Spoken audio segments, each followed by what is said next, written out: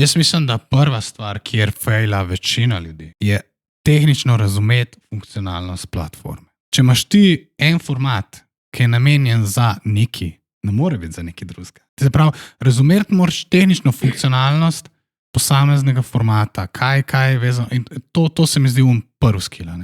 Zato, ker recimo na akauntih, ki pridemo kdaj tako pogledati ali pa prevzamemo kakšnega klienta in tako naprej, so kakšne stvari, ki so tako noro nelogične.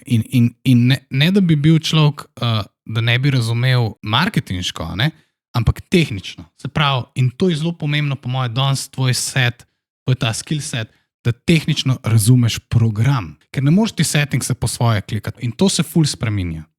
In ti moraš biti not, moraš biti daily not. Že sam Facebook advertiser, če vprašaš, kaj je delal, pol leta nazaj, pa kaj dela zdaj, je čist drugo.